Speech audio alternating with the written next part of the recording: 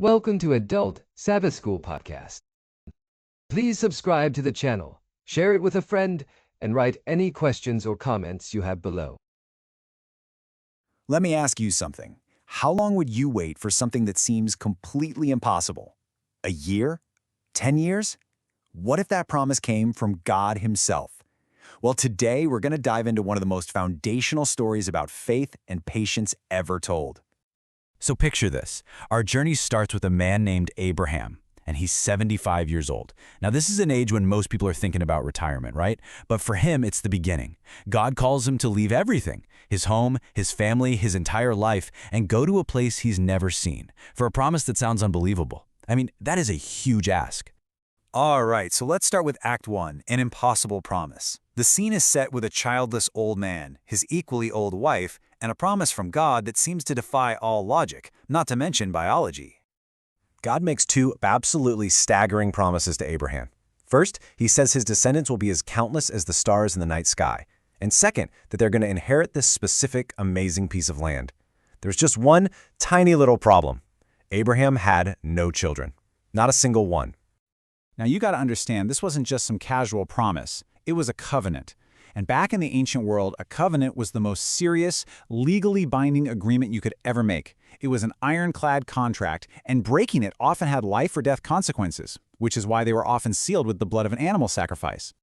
And the ceremony to seal this deal, wow. It shows just how serious this was.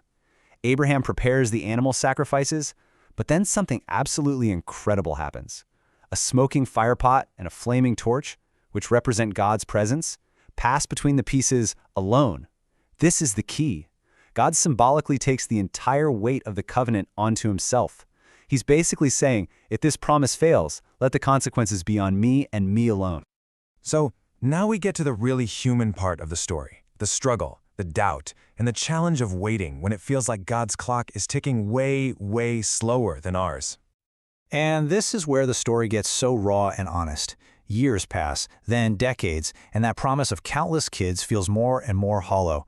You can just hear the anguish in Abraham's voice when he cries out to God. It's this powerful tension between a huge, divine promise and a very real, very empty reality.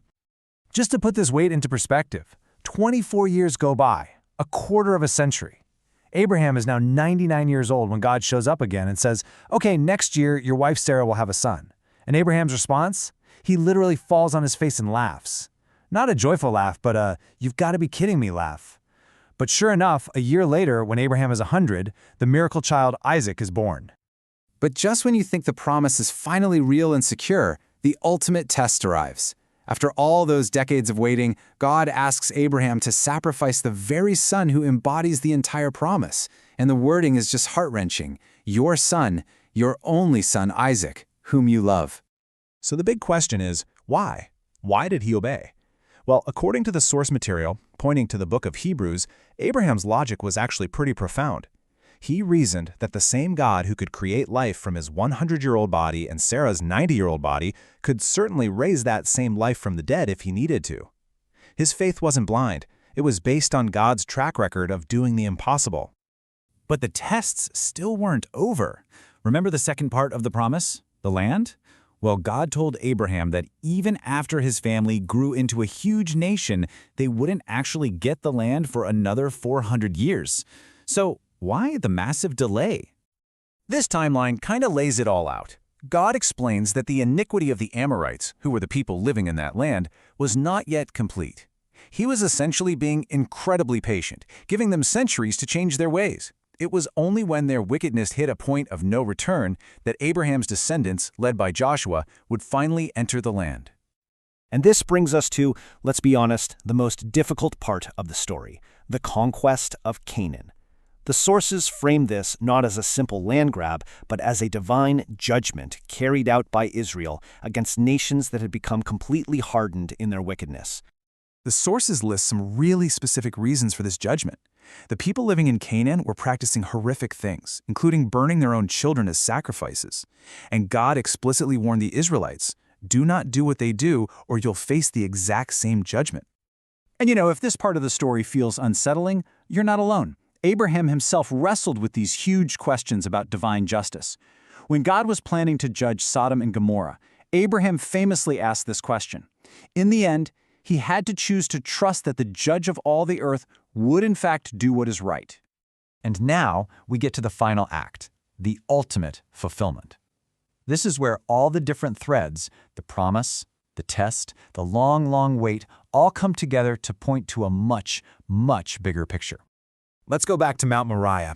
Just as Abraham raises the knife, at the very last second, God intervenes, and he provides a ram caught in a thicket to be sacrificed in Isaac's place. The promised son is spared because a substitute took his place. And right here, the source material draws this incredibly powerful parallel. The whole test on Mount Moriah is presented as a symbol, a kind of foreshadowing.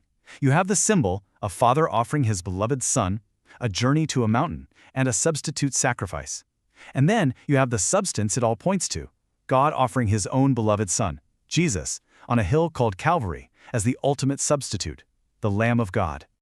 So what this all builds to, according to the sources, is one single overarching purpose. This entire, centuries-long covenant, the chosen people, the promised place, all of it, was designed to prepare the entire world for that one single event. So what are the big takeaways from this epic story? Well, first, that God is incredibly patient, waiting 400 years for a nation to change. Second, that we really can trust God's promises, even when we're facing a 25-year delay. Third, remembering how God has been faithful in the past, like providing a son, is what gives us courage for the tests in our future.